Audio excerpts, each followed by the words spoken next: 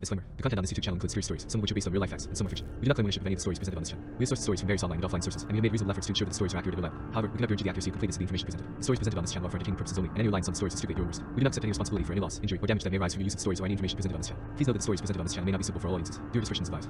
Welcome to Demonic Diaries, the YouTube channel where we explore the darkest corners of the human mind. Join me, your host, as I delve into the pages of terrifying tales and haunting stories. From the depths of hell to the darkest depths of the human psyche, we'll be your guide through the most bone-chilling and spine-tingling stories that will keep you up at night. So buckle up and prepare to be scared, because on Demonic Diaries, every story has a dark side. Don't forget to hit the subscribe button and ring the bell to be notified of new videos. Let's get started. The Pandemonium Complex. It's been a couple months now that I've been trapped in this complex. The rules here are simple and few, but there's a lot more lessons here than anything else. Countless unspoken knowledge of this place and its residents. One of the few lessons that I've learned is that a lot of things in here have almost a polar opposite or even an equal. Winthrop and the complex, him and her and the elevator and the stairs, to list a few. I've noticed that my room moves from time to time. At first it was simple. Room number 224, second floor, 12th door on the right when I first got here. Days later it was further down, and a few days after that it was on the left side. Rooms near mine that match the number sequence have changed from mixing and adding numbers to also adding letters, and now sometimes display a text I can't comprehend or something else altogether, after the complex got comfortable with me. I've also learned that the elevator seems to be friendly. It will always bring you to the floor where your room is despite it traveling around. The buttons in the elevator sometimes change from a standard elevator panel to displaying my unknown neighbors' gibberish languages, or even changing control panels entirely. The elevator's interior is caged in a gold metal framework, with a red and gold intertwining pattern carpet to match the hotel hallways that never change. However, no matter what button you press, will always bring you to the floor your room is on. I noticed this when I accidentally pressed floor 20 instead of 22, when my room decided to ascend 20 floors up after a couple weeks in. Yet, with the doors open to my mistaken early floor, I saw my room number just a few doors down on the left. I thought I was mistaken until I entered, and surely enough it was my room. Back when it housed a normal standard 1-queen mattress hotel room. Before I was punished for my destructive mental breakdown and given an empty trashed room. The stairs, however, were not as kind as the elevator. I made the mistake of taking the stairs once to get in some form of cardio since my entrapment. I knew something was wrong when I noticed on what should have been floor 11 and 12, there weren't even doors. I went up a couple more floors and saw either random locked doors that didn't match or more blank corners. I had enough and turned back to go back to floor 1 to leave. I was already somehow on the bottom floor just after running 2 flights back down. The ground floor's door has also changed into a medieval time door with interlocking chains and a big padlock in the center holding them all together. I began cursing at myself. It was at this point that I remembered something Winthrop said when I first checked into this place. I was given 2 keys and a garnet-colored leather book when I first checked into this place. A dirty old gold key that was for my room and my room alone, and a bright shiny new silver key that opens everything else, I was told. At first I thought this meant a closet, cabinets, side room, or any other door lock in my room, but after a few days I noticed there weren't any other locks for this other key in my room. I always kept both keys linked on a key reel and on me just in case, but left the book in my room, since it was filled with blank pages anyways. I took out the silver key and went to try it on the padlock, but when I looked up it was gone. I heard what sounded like a jingle of some kind echoing down from floors above. I looked up through the center gap in between the flights of stairs, and saw that they seemingly go up infinitely. I stared up and could barely see what looked like someone looking down at me from about 20 floors up. I suddenly felt my right foot drop a foot or less, and looked down to notice there's more floors beneath me now that also descend what looked infinitely. I heard the jingle again and turned back up and saw that whatever was looking down at me is now already a few floors lower. I got a better look at it from this distance. It looked like someone wearing a jester's cap. It leaned back out of sight and peeked out again to look back down like it descended 4 floors down in what felt like moments. Its face was loose and saggy like it was wearing it to pretend to be human. Its makeup is thrown on randomly and dripped down from the excess application. That jingling noise were bells that tipped the hat's extensions. I descended the stairs as fast as I could, desperate to find the next door. That's when I heard its laughter. It was deep and loud like a talking child's toy with dead batteries. I could hear it getting closer and closer as I ran as fast as possible. At one point the stairs shifted to spiral in the reverse pattern to throw me off. A few floors after that it shifted again to be ascending instead of descending, and I fell face first onto the square-cut stone steps. With my face and nose now bleeding, I continued running up the steps on all 4s, when I saw a big red wooden door, and had no time to hesitate. I grasped the handle and turned to see if it was locked, and in that second I felt it was. I already had the silver key heading for the keyhole with my opposite hand. The stairwell jester was just a floor or two below me now, and I could hear that deep echoing laugh and jingling rounding the stairwell behind me when I got the door open. I turned to slam the door in his face. Its limbs were as long as a man on stilts. It had 6 long limbs, each with giant hands that had too many long fingers. It's draped in an old clown's costume that seemed to be made for it. I can see now that it is in fact wearing a decrepit human's face like a mask, and its real face is too far in to be seen in the dim lights. When I caught my breath to continue on, I noticed that I'm not in what I was expecting to be a hallway in the complex, but what looked like a classic hits entertainment center.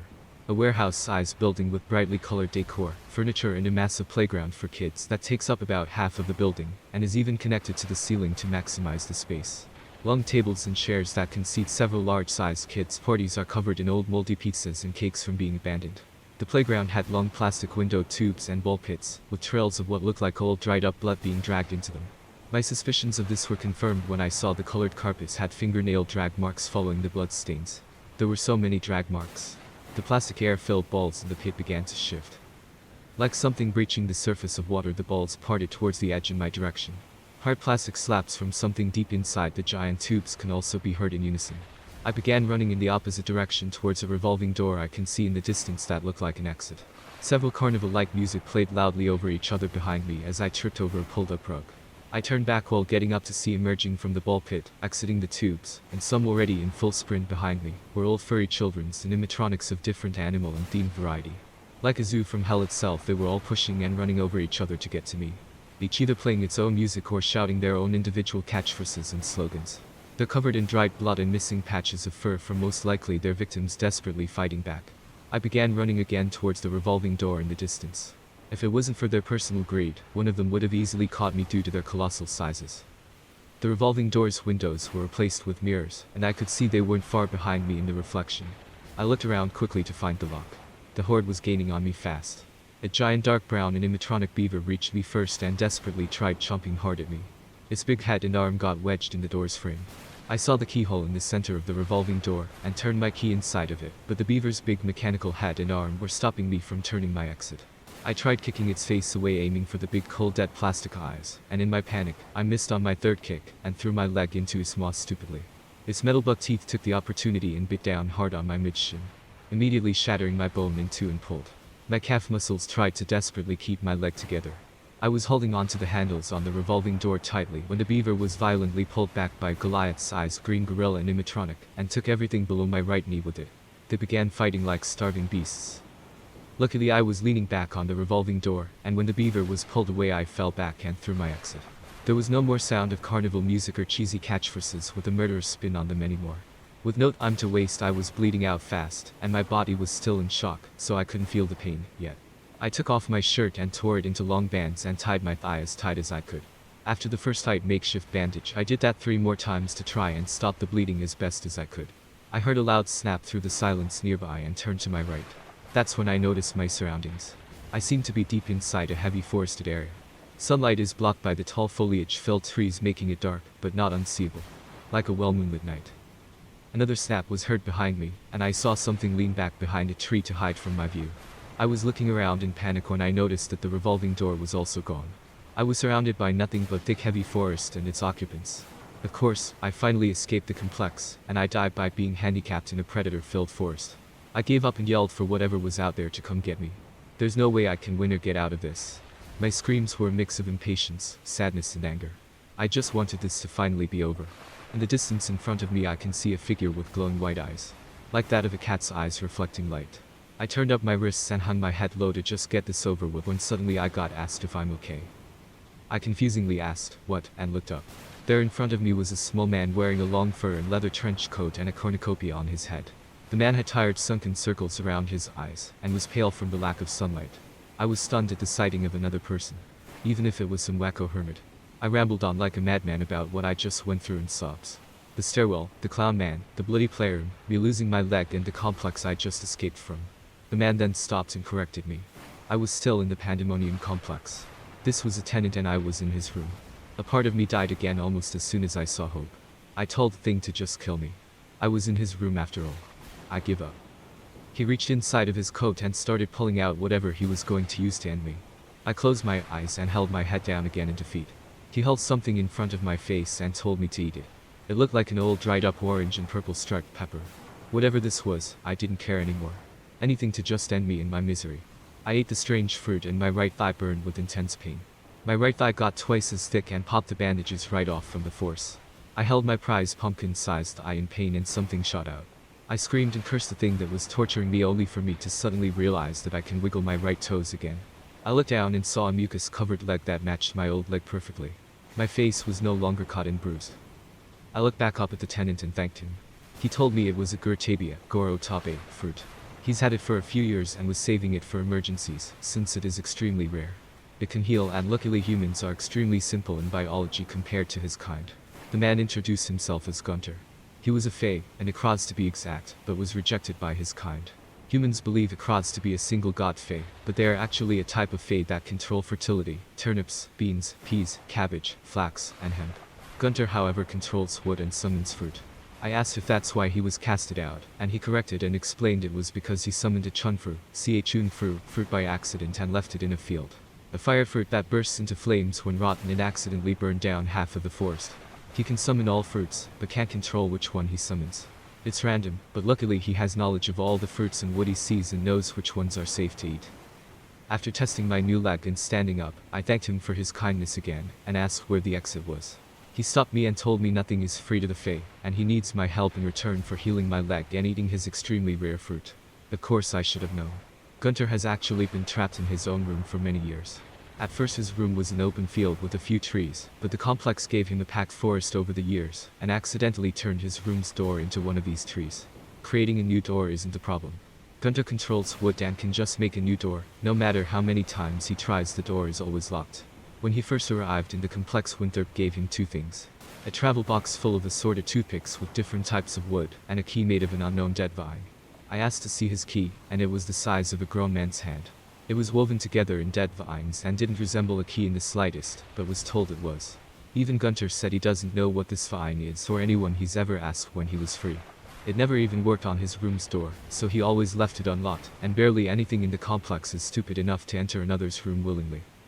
Gunter also said leaving your door unlocked can stop it from moving around the complex wildly, which is a big plus.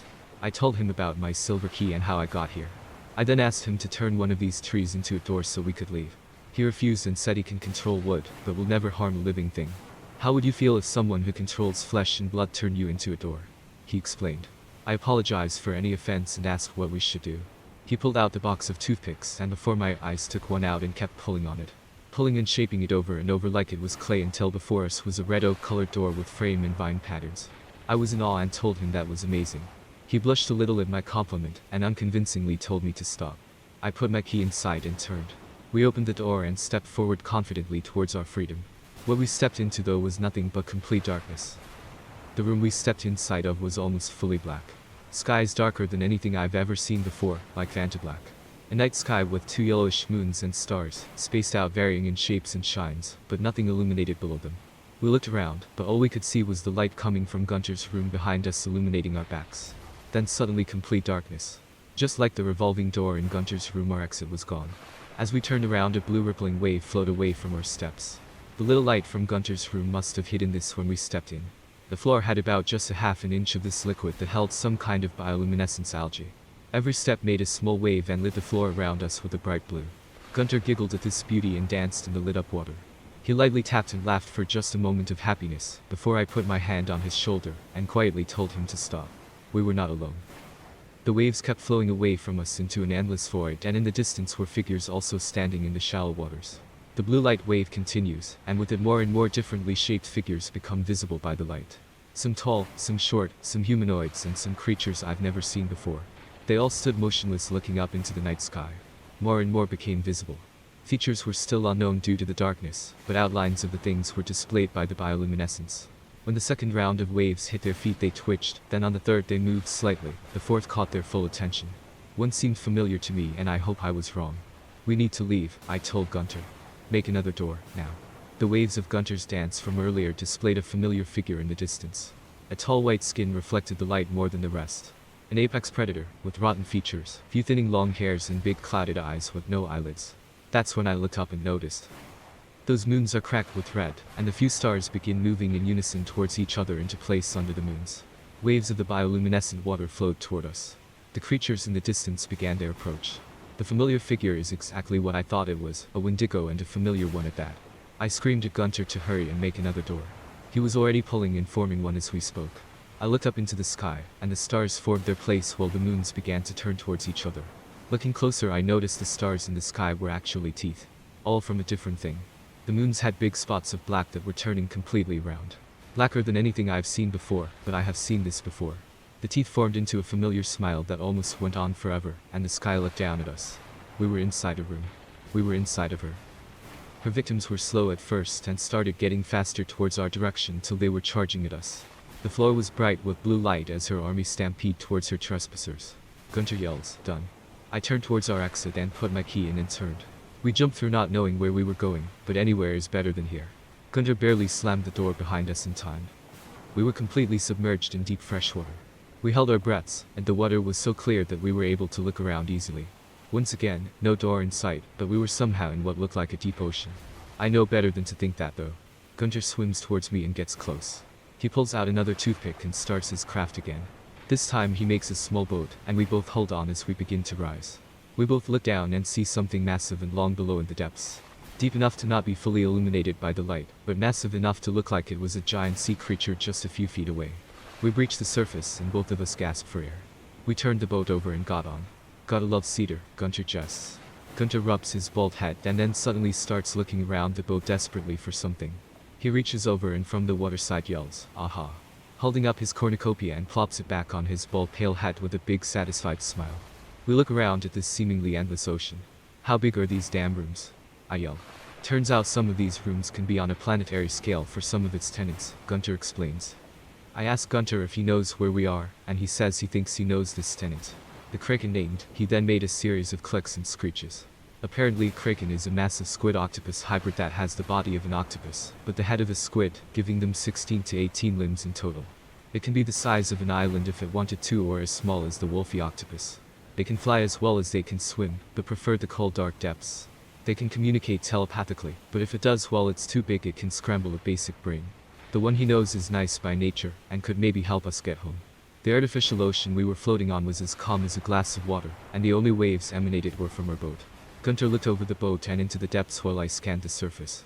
I saw a human-shaped figure that was far out, but close enough to make out some features if I squint. "Is that?" I whisper. This caught Gunter's attention. "That's Winter. Unmistakable, straw boat hat and all." I yell out to him again and again while waving. He must be here to take us back to the complex. Why else would he be here? I thought. It was Gunter this time to put his hand on my shoulder and quietly tell me to stop. He was wrong. This wasn't the Kraken's room like Gunter originally thought. Not Winthrop started to get closer and fast, but something big was behind him.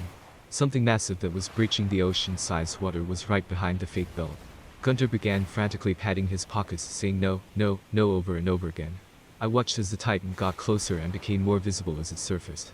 A long stem that matched the blue of the sky and ocean was connected to the doppelganger god that bent far and back into the water. I yelled at Gunter to make another door, but he yelled saying he lost his picks. I looked back and breaching the water looked like a colossus angler fish with an eel body that was impossibly long. Massive long sharp translucent teeth the size of steel beams filled its mouth. Its head emerged with many lures that each resembled someone I loved in the past. "What the hell is that?" I screamed. "A leviathan," Gunter answers. I looked down into the water below us and saw Gunter's picks floating around and away from the boat. I moved as quickly as I could, fishing them out and holding one behind me, while using my other hand to fish out as many others as I could. Gunter grabs the one I held behind me and works his magic, while I desperately grab any within reach. Waves from the behemoth tenant reached the boat and started pulling the picks away from me. I leaned out to grab more fast, while Gunter leaned back on his side to balance the boat. Gunter used his 2 feet to hold onto my new right foot's ankle, so I didn't fall in, all while forming our escape. I looked up and couldn't see anything beyond the giant maw of the beast in the water. Its huge ribbed throat had more rows of teeth going in like a funnel of death, like a megamouth shark's. The boat shifted hard and I looked back to see that Gunter finished. He threw the door into the water and already jumped onto it. I braced myself and jumped, but didn't take the waves into account, and fell deep into the tenant's water domain. I looked back again like a fool, only to see we're pretty much already in the giant's mouth. I looked down into the depths below and saw the teeth rising fast. Suddenly I'm pulled up with ease out of the water and onto the door by Gunter. He slaps me hard and yells, "Hurry." I pull out my key and shove it into the door's lock. I turn the lock and knob simultaneously, and suddenly we fall through hard. As we fall in, gravity shifts towards the new floor, and I land hard on my face, while Gunter luckily lands hard on his back. We both groan in pain on a grassy bed and begin to laugh at our great escape. Gunter asks how many pigs did I save, and I hand him this small handful. Not much, I regretfully say. We analyze our new surroundings. We were just on the side of a stone-cut pathway just next to a long staircase. Surrounding us were bright pink and white cherry blossom trees with red spider lilies on the floor. On one side the pathway extends to a blank stone wall. The other goes up the staircase to a red torii. Gunter was in awe when I jokingly asked if we fell into an inine. Of course he didn't understand the joke. What a waste. I asked if he knew where we were this time. Gunter had no idea. Do you hear that? Gunter asked quietly. I listened and at first I heard nothing, but then it slowly became louder for me to be able to hear. It sounded like a fast drum roll, but with more than one drummer.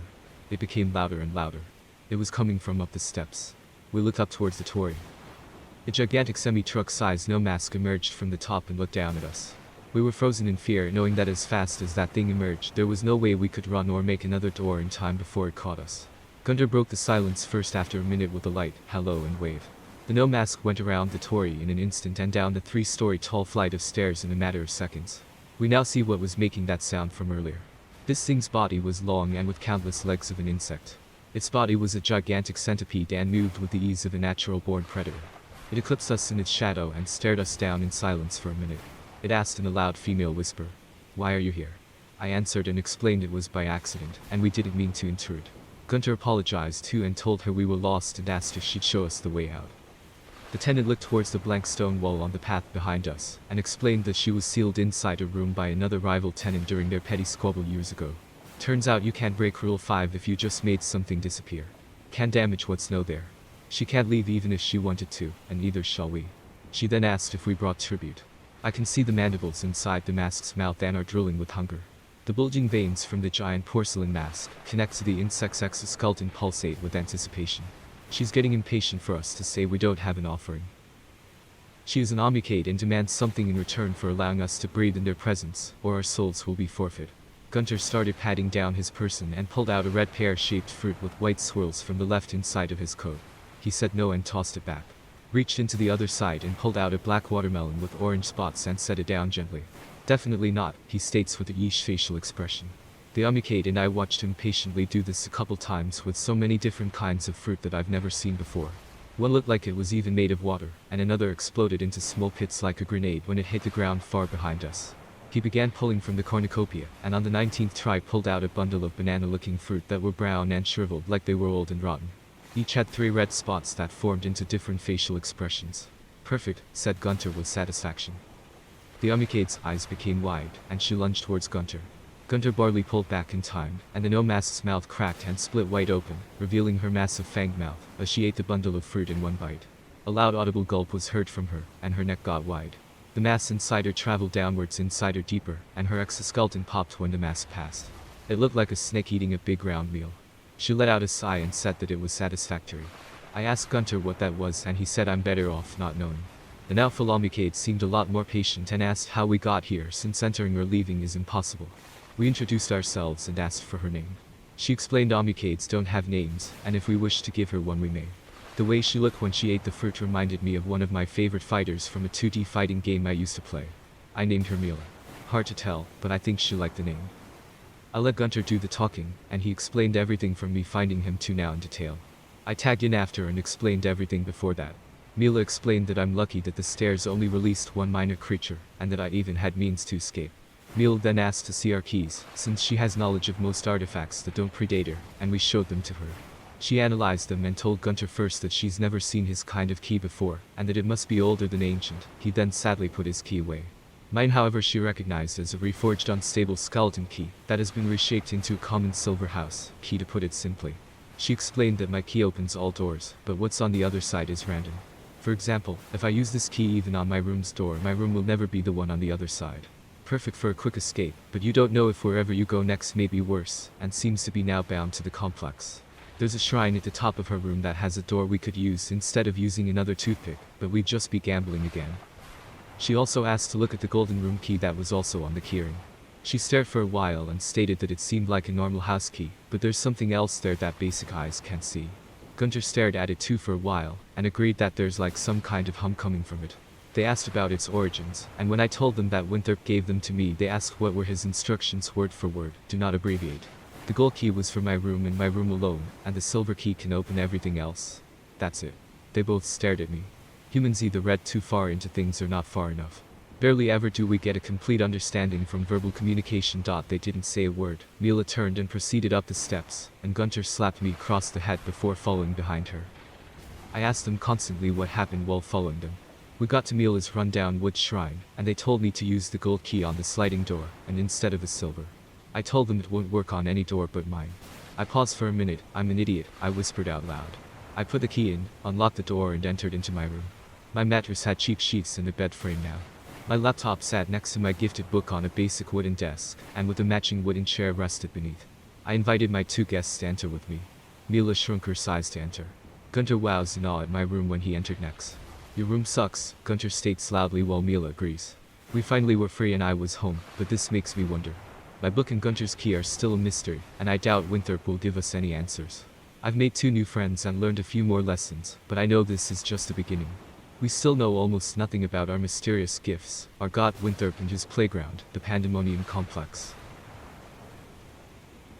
Thanks for tuning in to Demonic Diaries, where we explore the darkest corners of the human psyche. Stay tuned for more spine-tingling tales, and don't forget to keep the lights on. Until next time, stay safe, stay curious, and embrace the darkness. And if you enjoyed this video, don't forget to like and subscribe to Demonic Diaries for more terrifying tales. Your support helps us bring you more hair-raising content, so be sure to hit that notification bell to never miss an upload. Thank you for watching, and we'll see you in the next video.